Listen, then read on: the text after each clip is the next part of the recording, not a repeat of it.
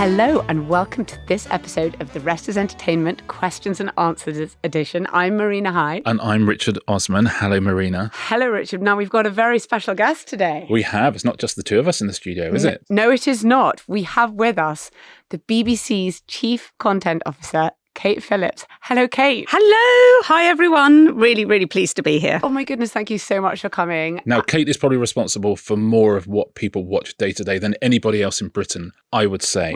And listen to and everything to all of the BBC services. And so when we asked for questions, we had, I'm going to say, a deluge of questions. Yes. And some good ones as well. Great. Kate, did you admit, should we just kick off? Yep. And listen, I apologise for some of the swearing that our listeners do. No, everyone's been so lovely. Yeah. We're going to start with something topical because you agreed to do this before the recent. There's been some shenanigans at the BBC recently. I don't know if you know that. I don't know if you know you're being sued for $1 billion. Shannon Hughes says, what is the atmosphere like at the BBC now with Tim Davie resigning? Was his time up after so much scrutiny and press coverage? It's definitely been a tough few days for the BBC. That's undeniable. I think you could literally have said that at any point in the last 30 years. Well, that's true, yes. But I think particularly recently, we were all very shocked when Tim and Deborah Turnus, our head of news, resigned, because for me personally, I am huge admirers of them. They have been incredible colleagues, great friends, and I know no one who has worked harder or cared more about the BBC and making sure that it's of value to everyone in the UK. That is at their core, and it was a real shock when they resigned. And in typical Tim manner, he rung me and told me personally, and it was a bolt from the blue. And I just think he is an amazing leader, and he will be very hard to replace. And I think everyone at the BBC is feeling great sadness that they've gone, because we're very proud of everything we do there. And two of our most talented and brilliant leaders are stepping down. You know, as we know, it is the most trusted news organisation in the whole world. So imagine how bad last week must have been for the second most trusted news organisation in the world. Except no, because we're the only country who tears our things apart like this, is what I would like to think. And is it tricky working at the BBC? Listen, we all know that the public service is wonderful, but there is this sense that, and I felt that with Tim, that you're constantly under scrutiny, and it feels to me like maybe that was the thing that pushed him over the edge. He just thought that there's other jobs that I could be doing, and I have spoken to him about the BBC, and I genuinely believe how much he loved it and how much he did for it. Do you think maybe it was just one thing too many? I think we are under a lot of scrutiny at the BBC, I think more than any other broadcaster, but rightly so. We're funded by the public, and I always say we are utterly accountable. And when we get something wrong editorially or something comes into question, it should be questioned and looked at. I think Lisa Nandy spoke about warning against sustained attacks on the BBC. So for me, yes, we should be scrutinised. Yes, we're accountable, and we should be upheld when we don't get it right. But in the spirit of making the best broadcaster in the world even better. It's as simple as that. And that's what we should strive for. I've just got a little thing before we go on to our next video question, because it's made me think of that. Do you, I mean, you would drive yourself mad doing this. Do you ever try and think, what culture will next blow across my door? So do you look at what you're about to put out and think, I wonder if it will be this that blows up, or is it always just something you totally didn't predict, and then it just becomes the biggest dominant news story? Yeah, it's a really good question. I think it's a bit of both. I mean, we are very proud of our content, and I don't think we want to sanitize it for fear of people not liking it. There's this great line that indifference is the enemy, not contempt. Yeah. And I think that is a good line, because I think we stand by our content, and the BBC mantra of inform, educate and entertain is in everything we do.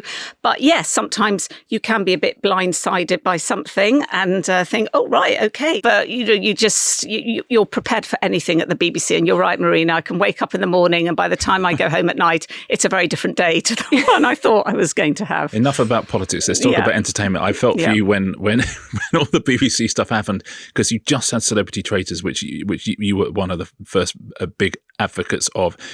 Such a huge, massive success. And you had about maybe 2 days to enjoy that before this all happened. So let's start talking about formats and shows like that. Mike from Leeds has a question. Thank you, Mike. Hello, Richard, Marina and Kate. So that's nice. Hello. Hi. Hello, Mike. Inclusivity. Yeah. He says the BBC has had great success recently with big entertainment formats like the Traitors and Race Across the World and their celebrity versions. How are these large show scales developed or sought out by the BBC? What is the process for spotting or nurturing a potential hit format? Essentially, what is your job in some ways? So I think one of the great things about working for a public broadcaster funded by the public is that is literally our jobs as commissioners, to give the audience the best shows. We're not a commercial organisation. We don't have to worry about advertising funding. It is about what do the audience want to watch. If you want to know how the Traitors came about, it is quite interesting. Yeah. So Let's get into it, Kate. we've had the pandemic, and I was very conscious of a really tough time that millions had been through. So we wanted programs that brought audiences together, something that collectively would be popular. I've talked before about the 3Gs, and by that I mean 3 generations. What is a program that kids, parents and grandparents would watch together? So The Traitors was developed by 2 very talented brains in Holland originally. It had been on in Holland. It hadn't knocked it out the park. Yeah. I think it had done okay. I mean, Richard, you know all this. I know that your knowledge is extraordinary on the Traitors, but someone on my team, Saida, she was talking to a friend at Mbps, Ed, and they thought, is there a show we can do together? Because they're expensive, these shows. Yeah. So is there a show we could co-fund with another broadcaster? And that's happening much more often. That happens these much days. more often now, yeah. So then they would have it exclusively in America. We'd have it exclusively in the UK, but the creators would hold on to the format rights, which is important for us at the BBC, that people own their IP. And Ed talked to Saida about this show in Holland called The Traitors. So Saida came to me to talk to me about it. And I remember when it was first pitched, the instinct I had was, I'm sorry, we know who the Traitors are. Yeah. Wouldn't you want to play along? You know, you want the audience playing goss. And they said, no, it's more fun when you know. And of course, you're right, because you see the duplicitous behaviour. So we thought it was sounded exciting. Then they were looking at filming it in Costa Rica. Oh, really? That is true. Wow. They were looking at Costa Rica as a location. And Claudia's outfits would have been so much very- worse. So much worse. I don't think Claudia would have liked wearing outfits of Costa Rica. No, she wouldn't. She'd have hated it. So I then went to the then Chief Content Officer, Charlotte Moore, who was a brilliant Chief Content Officer. And I said to her, I literally said this, I said, I've got this show, Charlotte. It's a bit of a punt.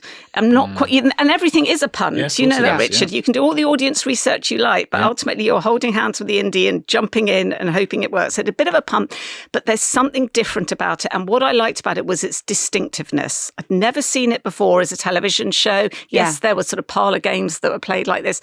And Charlotte, God love her, literally took me on that. And then at the BBC, we like to spend money in the UK, and we like to do portrayal across the UK. So Charlotte came back to me and said, well, the good news is I think I found you the extra money, because I was head of entertainment then and I'd sort of spent all my money. So I was going to Charlotte. You're always pitching up, asking for more money.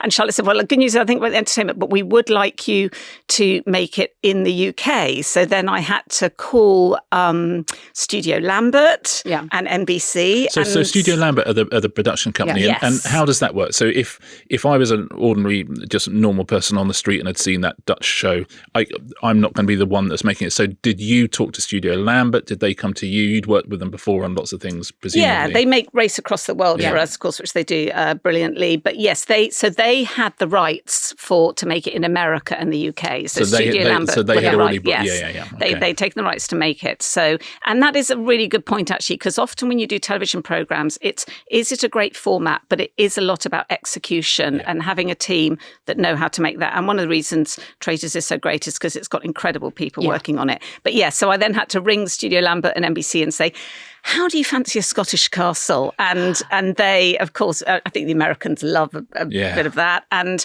it's really interesting with the show because a lot of stars have to align. So that worked well. Then we were looking at hosts, and Alan Cumming had been signed to do the American one.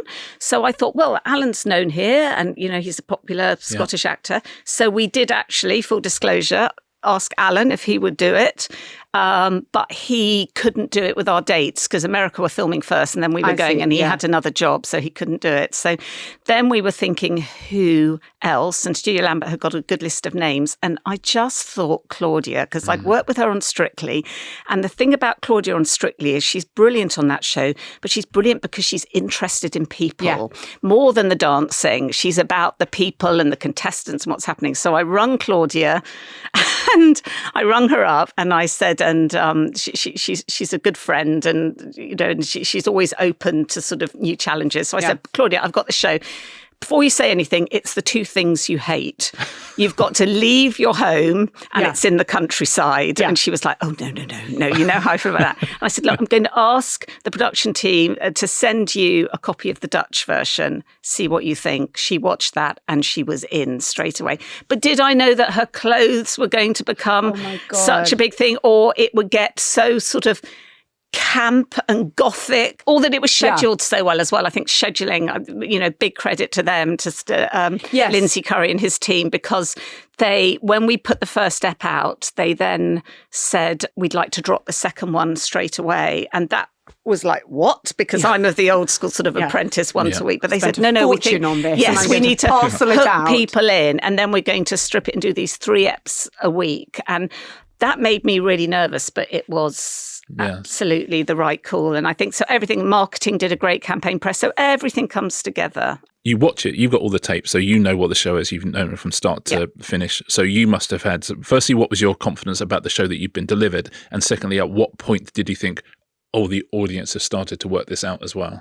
So that, again, good question, because often you watch a show, and we've all been involved in shows that actually have been really good, but they haven't found an audience. So when you watch a show, you watch it on your laptop in the office. And of course, that's a very different experience to watching it at home with friends. So I watched the first 2 eps and thought, oh no, this is good. You literally, when you watch the first ep of something, your heart is in your mouth going, please be good, please be good. It's good. So I'm like, wow, this is something special. I do remember another story for you. Stephen Lambert ringing me up after I watched. So he's the guy who runs Studio Lambert. After I watched 3 eps and said, the castle that we filmed at, if you want it for series 2, we need to put a deposit down now because it's a wedding venue. What a play. Now, where is that play? What's that play? Such a Lambert. But he did say you need to put a significant amount of money down now to secure it. And NBC, I've spoken to them and they will. And so, of course, I rung NBC and NBC said, no, they said you were putting the money down. That's fine, but that's absolutely... So you're Americans. Yes. It's incumbent upon you. Yes, and I would do the same if I was Stephen. But I remember normally you wait for a show to transmit, or you at least do some audience testing on it before you commission a second series. And I remember sitting there thinking, what do I do? Well, it's good, but I've had other good shows, I haven't found audience. And then I just rung them back and said, put the money down. And I didn't tell any of my bosses. At which you just buy the castle, Kate? Yes. Is there a point now at which you just buy the castle? They always say that about, I think, The Apprentice back in the day. They should have bought a luxury house back in the day, 20 years ago. Well, that's like with Avalon. You think, just buy the Taskmaster house. It's really small. I know. It's not even as expensive. But so I knew it was good. But I think when it first transmitted, the very first series, it didn't get huge numbers overnight. No, it built. It really built. But 2 million. With anything new like that, it's really, it just built, and then by the end you had to watch it on the night. Word of mouth is key, I think. I think often, particularly, well, actually all audiences, sometimes they don't want to be told that they're going to trust a friend more than they are us. So that word of mouth build is really key. But it's easier to catch up on as well when there aren't millions of episodes a week. When there were 3, people felt like, okay, that's I can join the bandwagon. Point. Yeah. And then Celebrity Traitors. So, lots of people go, oh my God, they're doing a celebrity version of this thing. How did that come about? Were you certain about doing that? And at what point did you must have seen that and you must have gone, oh, okay, I think this was the right thing to do. Yeah. Well, I mean, it's interesting that Claudia wasn't keen. So she didn't want to do a celebrity She wanted version. to rest the format of the civilians. Yes. But she's very protective of it. And Claudia is all in. If you go in the dressing room that Claudia has in the Traitors Castle, she has feeds, she has screens, she's watching it all the time. She is in Claudia. I've never seen a presenter so invested in the show. So she was very protective. She was reluctant. I think the good thing we did was because we had civilian versions first, I think when we started booking the celebrity one, they just wanted to play the game. If you'd had a celebrity version first, you wouldn't have got the names you did. So yes, the names were fantastic. And it was the mix of names as well. And who knew that Joe Marler was going to be such a star and actually cleverer than any of them at seeing who the traitors were.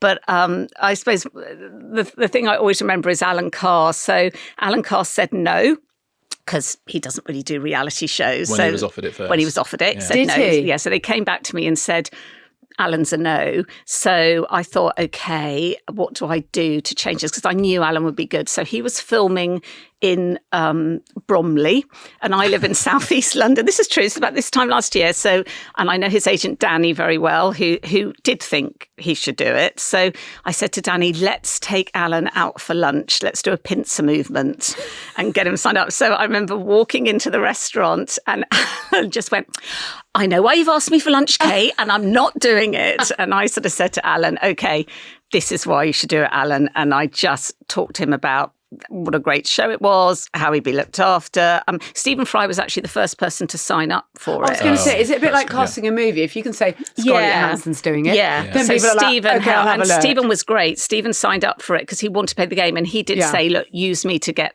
others. So that helped. But I said, and then what Alan said to me, so then we sort of talked him around, and he was coming around to the idea. I said, you'll have fun. It's amazing. You know, it's a proper game. I think you'd be really good. And I think you really like the other. We couldn't really say who else was signed up at that point because there were some names. Anyway. Because you knew he would disclose it accidentally. Yes, Alan was yes, and we had to be quiet before about he became Tony Montana. He was quite loquacious. But he obviously developed as a villain. But the thing he said to me, he said, all right, Kate, I think maybe I will do it on one condition. I said, what's that, Alan? He said, you've got to promise me I won't be a traitor. And I was like, well, first of all, I can't promise that because it's the format and I've got no control. And then I said, and honestly, Alan, I think and he said, I can't, I'm sweating thinking about it. I can't lie, Kate, I can't lie. And who knew he was going to be the best traitor of all. Sensation. And, you know, Claudia's very much part of picking those traitors as well. It's the other thing I'd say. Those interviews that Claudia does are very key in the civilian version and the celebrity version. And they normally have one, possibly two people in mind for the traitors. But I think on one series, it was only about an hour before that round table that the team with Claudia had said, OK, these are the three we're going to go for. Well, I think because those interviews with Claudia do actually, if someone really doesn't want to be a traitor, we wouldn't make them. We do look after people on it. We don't want them to have an awful experience. But I think by the time Alan got to the castle, he changed his mind. Yes, no, of course he did. Because again, we talked about what great booking is. He understood what the show is. He understands the role that he can play. I saw an amazing graph at the weekend. I thought was so fascinating. The graph of Google searches about neuroblastoma is considered flat, and then suddenly there's this insane spike. So I think it was like 500,000 more searches after Traitors, which is brilliant. Which is charity, obviously, I told Alan that because we got that from audience research, and I said, that's how I saw it. But it's just been a real joy to see it take and see it become. I think it's still. You've talked before about linear television and the challenges of that, but you can still get big numbers. I mean, Strictly this Saturday and Sunday, you know, was the biggest show watched over both nights, and is still getting really good numbers. So that is brilliant to see. But when I commission for linear now, or my teams do, I should say, because you've got amazing commissioning teams who are experts in all of this. But we very much commission for linear television as a shop window for iPlayer. So iPlayer is where we're really seeing the growth. So it's very much commission a show. It used to be commission a show for linear, iPlayer's the catch up. It's now commission a show for linear and shine a spotlight on iPlayer. So episode 1 of Traitors Celebrity is now up to 15 million. 6 million of that was from the overnight. 9 million was from iPlayer. That's, I think, one thing that people haven't quite caught up on. That's the fact with all channels now. It's just one of those things that has just happened. The audience just watches things in very, very different ways. Yeah. And you see the misreporting of it all the time, which is like it's down, and you think, no, on catch up, if anything, it's... and it's because people still are quite hung up on overnights. But for us, we wouldn't recommission a show until we looked at the 28-day picture. And iPlayer, Dan McGulp and his teams who run that, I think, do a brilliant job of sort of pushing things on iPlayer and pushing people to them. And young with a young audience as well. I think 80% of all comedy and drama viewing is now on iPlayer for that age group. So you're seeing those trends, definitely. Can I ask a question about Traitors from Raina, which I thought was an interesting one, because I think people sometimes don't get this. Firstly, Raina says, congratulations, what a triumph Celebrity Traitors was. Yeah. Big fan of Traitors, and the celebrity version was a treat. She says, how does the BBC make money from productions like this without commercial advertising? I wonder how you make the much-deserved return on investment in these situations. Well, for the BBC, we don't really. It's our return on investment is seeing the audience are getting value from their license fee and are loving the show. The independent production company and the format holders are the ones that make the money from it, but not the BBC actually, unless it's a BBC-owned format. Yeah. If it's a show from BBC Studios like Strictly Come Dancing, which has sold all over the world in like 60 different countries, yes, the BBC gets money from that. The same with shows like Top Gear. So that money goes straight back into other programming. Yeah, so it absolutely comes back into the BBC to support the BBC and means we can spend money on more programmes, absolutely. So speaking of Top Gear, will you bring it back? That's what Giles asks. Okay, Top Gear, we still see it does huge numbers on iPlayer with the shows and everything. So never say never. It's not due back in the immediate future, but it is a really important show for us. So many people have asked a question which I'm not going to ask you, which is who's going to be the next host of Strictly. But so what I will ask you instead, in the spirit of that, when a job like that comes up, when an opportunity comes up, what happens? What's the process? Who is emailing you? What's happening inside the BBC when you've got a slot to fill or two slots to fill there? What's the process by which those slots are filled? I want to believe there's a situation room like the one where they all went in when they killed Osama bin Laden and they're all watching like that. Is there a BBC situation room where you would handle this? Where you'd handle that when it came? Not really. I mean, that was very much Tess and Claudia's decision, and they did ring me to sort of tell me what they were thinking. But I think they were worried it was going to leak, which we often have. So they wanted to very much announce it on their own terms. But, they are brilliant hosts of that show. And they have sparkly high heels that are going to be hard to fill, definitely. But in terms of the process next, well, the production team, BBC Studios, and Sarah James and her team and Susie Lamb and all these great people who make it, they are now concentrating on getting 2 shows out a week. So we haven't got time at the moment to start doing any screen test or chemistry testing. So we've got time. So I don't think we'll really be looking at it until the new year because we want to make sure that we deliver a great Strictly series. Having said that, yes, my inbox has been inundated. Yeah, I was going to say. I mean, I can't say names, obviously, but it is one of the best gigs in television. So we have had many people. Two of the best gigs, exactly. So we've had so many people who are keen to be considered, which is great. And we'll think carefully about next steps on it. But yes, there's no sort of room where we all go. They literally told me, and then it's a series of... There's not a panic room at the BBC. There's not a panic room. In the circumstances. Of any organisation that should have a panic room. But then it's about the press teams linking up with Studios press team, with Claude and Tessa's teams, and making sure that we're all sort of aligned on how it's being announced and everything. But it's interesting. So with something like Strictly, the names who are going to do it will be big names, so that people what it is that they can do. Is that something where you would do chemistry tests with people? Is it something where you would do pilots, or is it something where if everyone just goes, we know that person X would be able to do this show. Lots of us have worked with her or him. We know exactly what they can do. Or is it something that's such a big thing for the BBC, you would have to sort of put people through their paces? Yeah, is anyone offer only on that? You know how they say in acting roles where it's just like, no, I'm not doing a test. I'm not doing a read with anyone. Either offer it to me or don't offer it to me.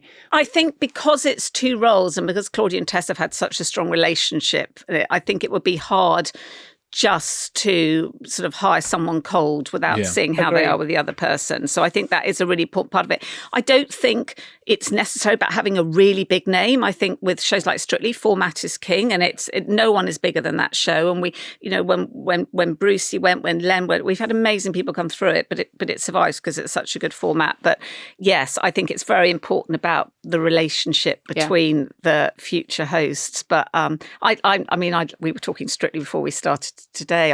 And it's just, if anyone wants to, there's a quick plug, but on the results show, 17 minutes in, there was a collaboration between diversity. Oh my God, it was so good. It was one of the best things I have ever seen. We sat at home watching it, not me, Marina. Yeah. I mean, that show is such a thing of itself. Yeah. Where you think actually, in some ways, it's got that's such a lesson in how to make amazing television out of essentially a one fact thing. Who's going to go and stay? Yeah. And then Yeah. it's just an amazing hour. It is, and it's. I mean, people talk about the teams, and you see it backstage, but they're amazing. The costume, the hair and makeup. Jason oversees the choreography. You know, we've got the BBC, sort of Countner and Joe that look after it, and Sarah and Susie, Nikki. There's Jack. There's so many amazing people who care so much about that show, and and every year it's like, how are we going to raise the bar? Yeah. How are we? And that's one of the challenges with shows. You know, it's not just about making sure new shows land and grow, but how do you keep the big brands at the top of their game? How do you keep those big shows fresh? You know, something like House of Games, I'm sure you must think about that. And how do you keep it fresh? Yeah, exactly that. And I absolutely won't put words in your mouth, but I do think that Claudia and Tess understand that actually it's probably a good thing to have somebody new doing it. They've done such an incredible job on that show, but actually you want it to still be on in 15 years time. And it is sometimes it's useful, and it's lovely when it comes from the people themselves, when they've gone, do you know what, that's we've done our time. Well, I'm very excited to see who it's going to be. And again, so you and Marina aren't throwing your hat in the ring. God, can you imagine? Can you imagine? That is an anxiety dream. Would you like to anchor that much? I must get more messages about who's going to be the next Strictly host than anything else. I do have an opinion, that's for sure. I fear that it could just be the Traitors. This is not public service. I'm afraid we are now going to have to go. This is not the BBC. We are now going to have to go for a break, Kate, if that's all right.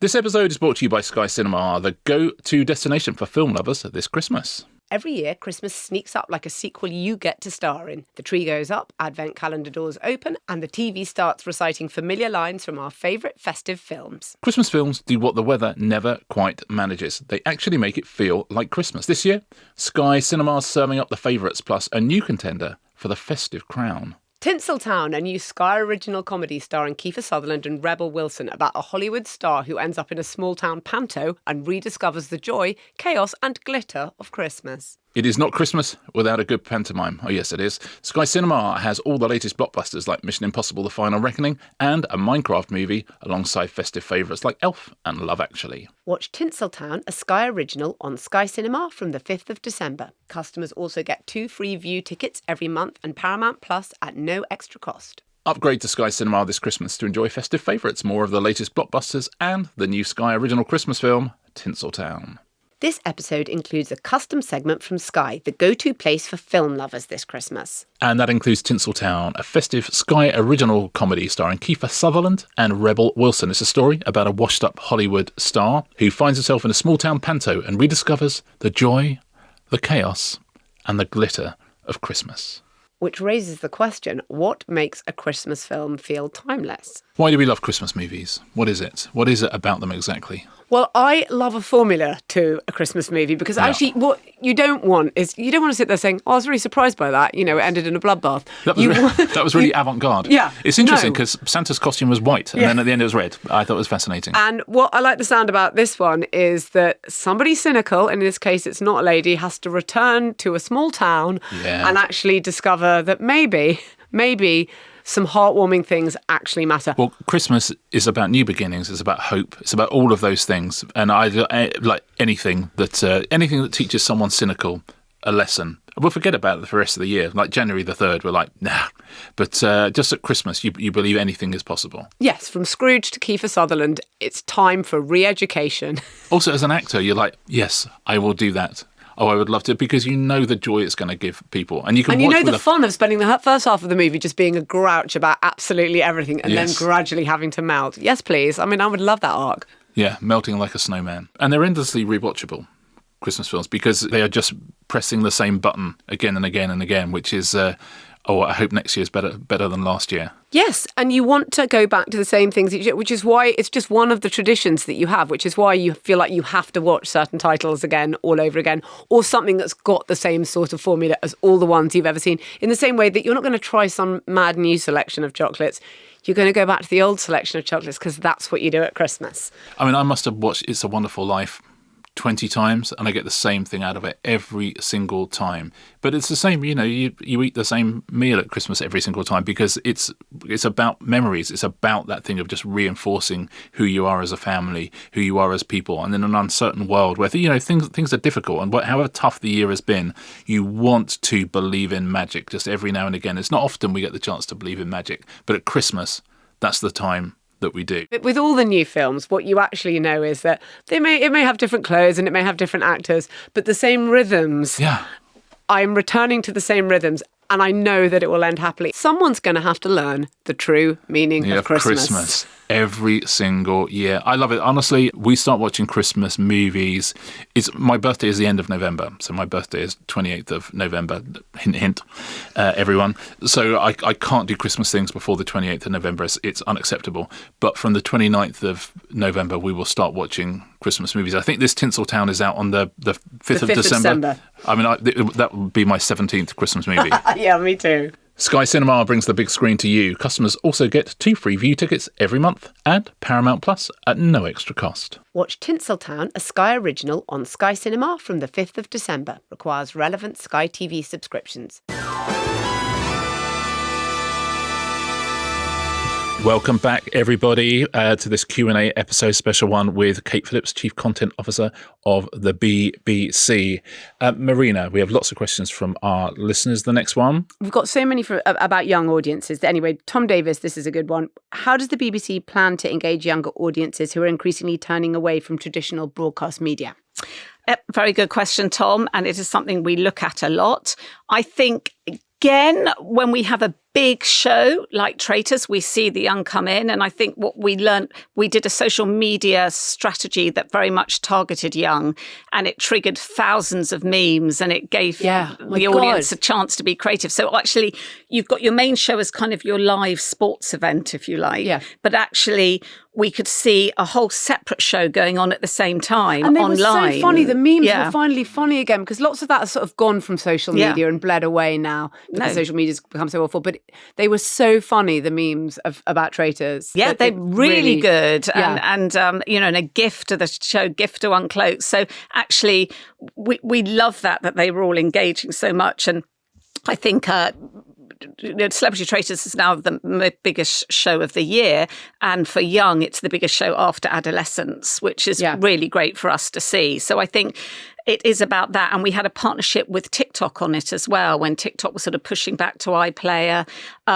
YouTube is a really important platform for us. We've been on YouTube for about 20 years, but I think we can see the growth of YouTube. And I think going forward, we will be putting more content on YouTube and we'll announce more plans about that soon. But we see, when I was running entertainment, traditionally, it was the battle of the broadcasters, the Saturday nights with ITV, Channel 4.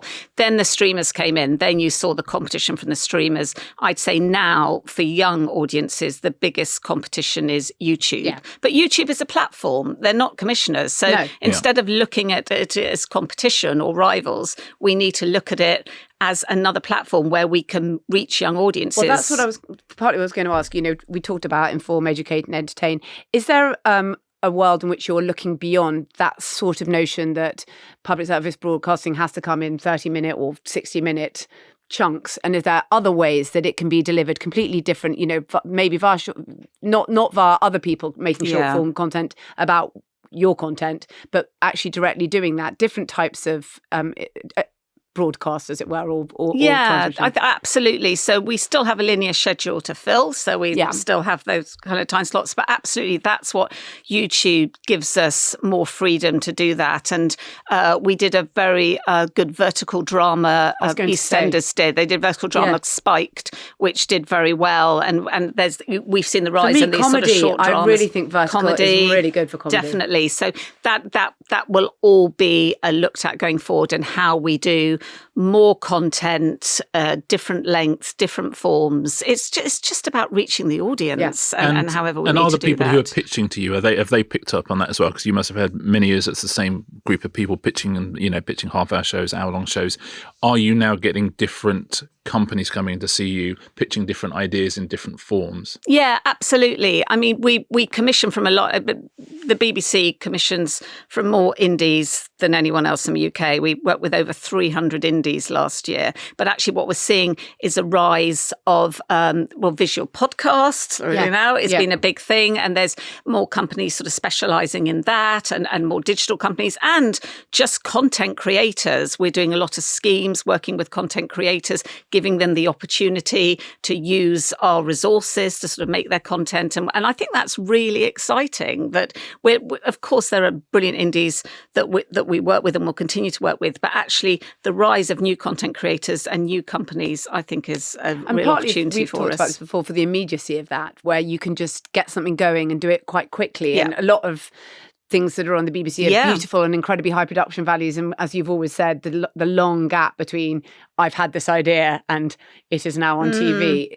In ways in which you can contract that, as people do on the short form video sites, it must be quite interesting. I think that's interesting because when I look at documentaries on YouTube and things, and sometimes they're a bit rawer, they're a bit scrappier, but actually they're great content. And maybe we get a bit too hung up on the dub and the grade and all this. We don't want to drop our standards. But you're totally right, Marina. How can we get content out there faster and reach more people? Because people are watching those things on the same place that they're watching you, and they don't have that same sort of like, it must be these kind of immaculate production values. Yeah. Formats, I think, still are slightly handcuffed to TV studios and shiny floors, and they don't need to be. Yeah, it's interesting, isn't it? With that hard to get rid of, though. Saturday night. Because what's your feeling on? I'm always interested in what people feel about Saturday nights because I still see the big numbers. But I think a few years ago, people would have thought, oh well, is Saturday night still a big thing? But it feels to me that people still want those sort of big shows. Yeah, as soon as 1% Club, the Wheel, things like this,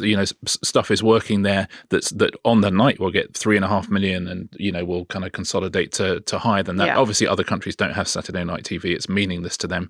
But I think it's a shop window for that 3G idea, which shows that the Wheel and the 1% Club, which is ITV, are shows you can watch with your kids and your parents. And I just think it's a great lead in. But as you say, it's a shop window these days for iPlayer. When I was running entertainment, we commissioned Gladiators. So so something I used to, yes, I will tell you this. So something I used to, I should still, and I do want to actually do this again. I was thinking of doing it actually. Anyway, I used to go down to my local shopping centre with a clipboard at the weekends, and I just stop and talk to people and ask them about what they were watching on television. And I just say, and it's amazing how Netflix, do you? It's really how many people talk, because we have amazing audience research teams. Of course we do, and they give us invaluable information. But I just wanted to talk to people direct. And I remember being in the shopping centre and speaking to this woman, this lovely woman, and I said, what isn't on television at the moment that you would like to see on TV? And she said, I just want something I can watch with my kids. And she had little kids, they were under the age of 10, and they're already on different devices. And she said, I remember when I was young, sitting down, watching stuff with my parents, and now it's really hard to get them to watch anything with me. And then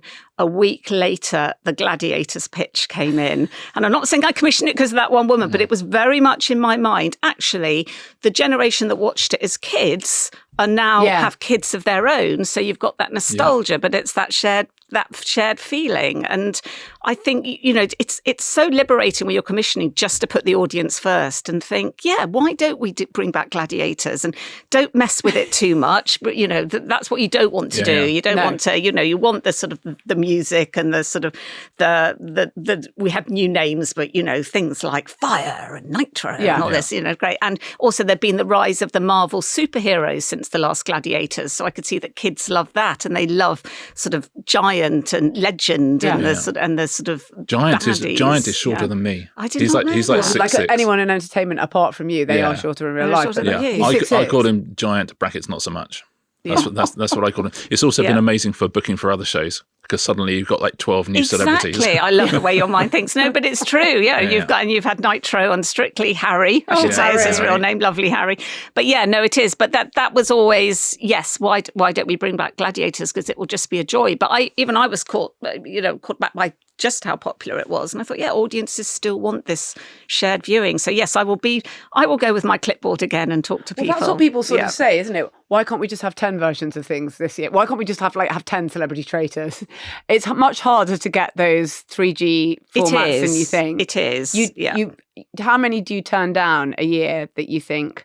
Oh God! Well, it's I mean, again, it's more the commissioning teams now who look, and a lot of things do go into development, and we sort of try them and we pilot as much as we can. I mean, when you see something on screen, a lot of work has gone on for quite a while to sort of get there. Even if you're taking an international format like the Traitors, it's still how's it going to work for our audiences, and how does it feel distinctive? And BBC is really important. It's never just a lift and shift of these things. Yeah. But there must but thousands of things pitched to your team every year. Yes, literally thousands. When people pitch TV shows to me, sometimes you do think it's a really, really, really. I mean, even back in the day when there was lots more telly, it was a crowded market. But now it's. Well, speaking of which, Kate, Stephanie Moore says, is there a show that Kate was pitched that she passed on that she regrets missing out on? Is there one that got away? There's probably about 20. Gosh, I mean, they always look at shows. I think I was a big fan of The Masked Singer when it first came up because it felt distinctive and different. But often in these things, you're in a kind of a bidding war with another broadcaster, and ITV got that one. But I did love Masked Singer because, again, it just felt different and ridiculous and joyous. And actually, it came at a good time. I think they filmed it. It was in the pandemic. It was the perfect show for the pandemic when you've got masks. We were masks anyway. Whereas we had the challenge of keeping Strictly on during the pandemic, which I'm glad that we did. But so there comes a point, presumably, where you cannot outbid an ITV or some of the commercial broadcasters, unless you team up with an NBC. You have to find it. Yes, and I think, and I think Bandicoot have done a brilliant job making it for ITV. But yes, I did always love that show. The one I always look at with envy, of course, it was never pitched to us, is Gogglebox. I was going to say, I am a massive Gogglebox fan because it's all those, and it's people across the UK. It's different ages, different backgrounds. It's so British. It's funny. It's so British, and when I was directly commissioning shows, when I was running Ent and then looking after Unscripted, I would always say when a pitch came in, are there Gogglebox moments? When you're looking at a show, what are the Gogglebox moments that will make people react strongly? They'll laugh, they'll gasp, they'll cry. Because if you haven't got those, we shouldn't be doing it. So that's always the one.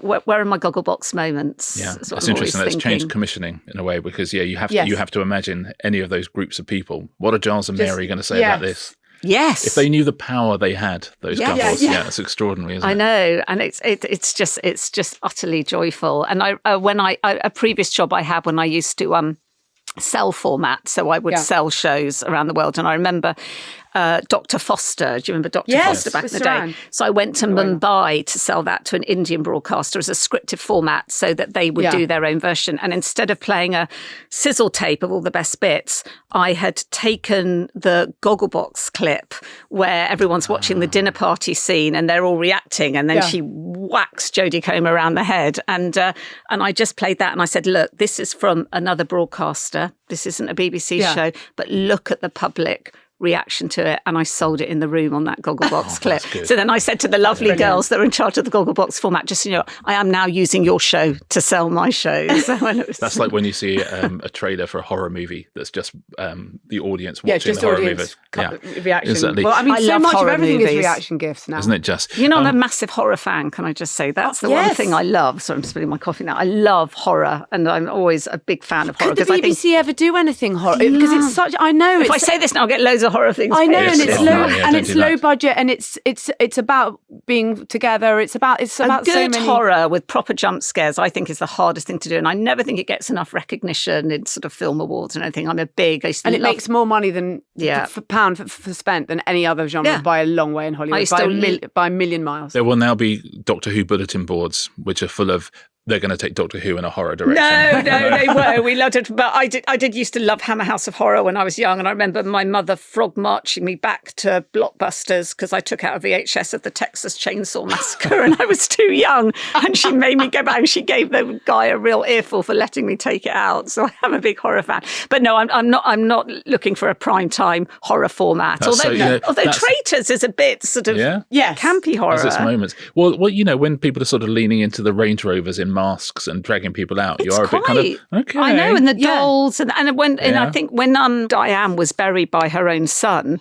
I remember editorial policy, who are brilliant at the BBC and really do keep us in check, but they did say, are you sure about this? And I said, look, I think it is in keeping with the show and the sort of campness and the horror of it. You're so right. That could have become one of these random culture war moments. Could it be? It just did. Yeah, it could have. Yes. And you never know. Yes. Can I ask you a question? Lots of people have asked questions in this area, but I will use Chloe Martin's question. Thank you, Chloe. Can you share how the BBC is embracing emerging technologies like AI and virtual production to shape the future of storytelling? Yeah, it's fascinating. AI. I mean, we definitely want to be at the forefront of how the media are using it, and we're in a very test and learn phase at the moment. We actually just did an internal week of AI for all staff with lots of different presentations and how we can use it. So at the moment, we're piloting it. I know News have done a couple of Gen AI pilots on the website and apps. In Sounds, we've just done a pilot where we've used it for subtitling our programs. So it's a real benefit. We're looking at how we use it in bite size to improve the tutor offering to children. There's a great one we've just done. It's a pilot where you take football clubs. So I think we've tried it with Plymouth and Southampton, Newcastle, Liverpool and Aston Villa. My family are all big Aston Villa supporters. I did not have a say in which ones they tried it on, but it was interesting. It was Aston Villa. But they have done Villa. But just to have a kind of daily targeted audio program about your club and what's going on. But when we use AI and when we use it in the pilot, it is still checked editorially. It doesn't go out without checks. But I think it is an exciting creative tool. I'd be really interested to ask you about this. What I find fascinating, I went to a talk about AI, and I think as a research tool, it's amazing because you can say, tell me what have been the big Saturday night hits in recent years and what have been the key ingredients. I mean, you could use Richard Osman for this, or you could use AI, but say we're using AI. AI is cheaper. AI. So Can't believe I lost a job. But it comes really, within like seconds. It's amazing. Then I think I saw a demonstration when they said, okay, so I want to do a Saturday night show. I wanted to have drama, Jeopardy fun. And then it literally, again, within a minute, came up with ideas. But what I found is those ideas were quite derivative of what had come before because they're borrowing on what's already out there. So I'm really interested. I think AI is a research tool and it can certainly enhance creativity. It can help with films. You don't have to do GVs. You could use AI and things. But when you're looking at a new format, which we all love, would AI have come up with the Traitors? That I'm not sure. I think every single producer I talk to, they all use AI in the way you're talking about. Is they all use it as a sounding board on certain things. Every single one I've spoken to, and that's trying to speak to people regularly because AI is changing regularly. They all say the one thing it cannot do is come up with an original idea. And in fact, people say, look, feel free, please, to use AI in your deck or anything like that. If you come to me with, occasionally you'll get an idea through and you go, was this yours? Yeah. And the producer go, oh no, it wasn't. You can just tell there's something about it, like the music. But it can be like a note, right? It can be like an executive note. No, not like that. But hang on, and then it sparks a conversation where you take it on. It can suggest things I think that people can kick back against or say, yeah, that wouldn't work because of that. Yeah. But I've got a producer friend who's trained his own AI to argue with him now. He said because his AI was so polite. He said, "No, you have to absolutely know what I'm like. Here are my shows. You have to stop being nice to me." And he says he's got this great relationship. You're in television now. Yeah, but again, not for coming up with ideas. Yeah. I think when people think about AI, they think think, oh, that's the way to get ideas, and it just for various reasons.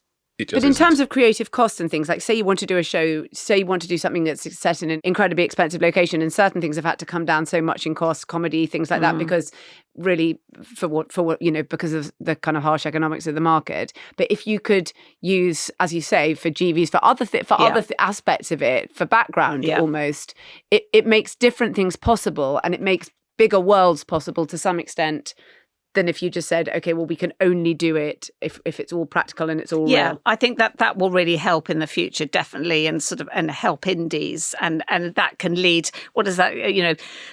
Necessity is the mother of invention, and I think that will be a big part of AI. I think for the BBC, we just have to be very open and very transparent when we're using it. That's really important, and we are very clear. We've been trialing sort of labels online when people can see where we've used AI, and that for me is key going forward. But I'm excited about it, and I think creatively it is an opportunity, but let's sort of see where. I mean, it's moving so fast at the moment as well. That's the other thing. But I think we've got a big series next year. Actually, Hannah Fry, the amazing Hannah Fry, is presenting, which is looking at AI and that. Should we be excited? Should we be scared? And giving as much information as we can about it for the audiences, because I think there's a lot of questions about AI that still need answering. But I also think that's where having an organisation like the BBC at the heart of your culture is very, very useful, because it does need guardrails, and we do want to protect jobs. And we do want to be excited about it. But at the same time, if you just want to use AI for profit, it goes in a certain direction. If you want to use AI for creativity, it goes in a different direction. And it's important to have public service broadcasters who have, who use it, but understand that human beings are the heart of creativity. Feeds onto our last question, because sadly we are running out of time. But given the current climate, given everything that's happened at the BBC, I wanted to ask you something about public service and what it means to you. Do you and your team feel a responsibility to make the world a better place? And if so, how do you try and put that right at the heart of your programme making? Oh, God, I mean, absolutely. I mean, public service for me is about...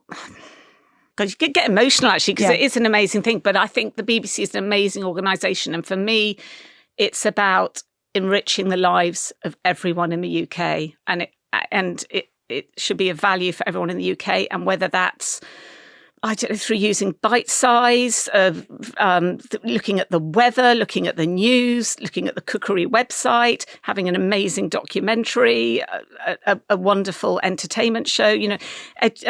Inform, educate and entertain is at the heart of the BBC, but we can do all those things. Sometimes one programme can do all three. Sometimes actually it's just a great comedy and it's just a brilliant laugh. But for me, it really is about sort of serving the public and giving the audience. Yeah, I think you're right. Making, I would hope that life is better in the UK because of the BBC, and I feel really passionately about it. It's why I'm still working at the BBC, and I think we have a lot to be proud of with our content. God, I didn't think I get emotional, but you sort of do, because it's just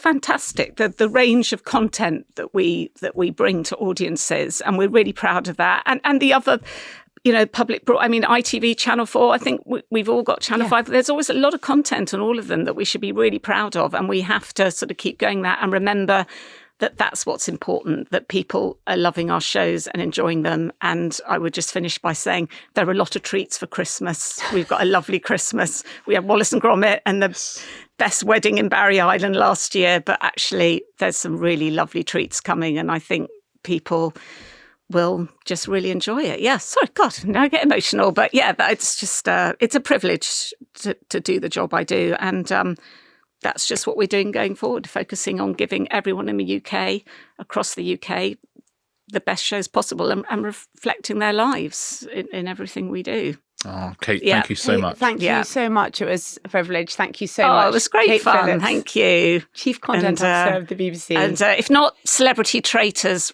Richard, how do you feel about Celebrity Gladiators? My God, now you said that you're taller than Giant. If I had to do either, it would be Celebrity Traitors. Yes. Yeah. I think we would insist. That is for sure. So, it's going to have to be Marina, I'm afraid, for Celebrity Traitors. Thank you so much, Kate. Thanks so much for coming in. It was wonderful. Yeah. Thank you so much, listeners, for all your wonderful questions as well. Much appreciated. We will see you all next Tuesday, unless you're a member, in which case we have the final part of our MTV story tomorrow. Yes. Clue, it doesn't end well. But for everyone else, we will see you next Tuesday. See you next Tuesday.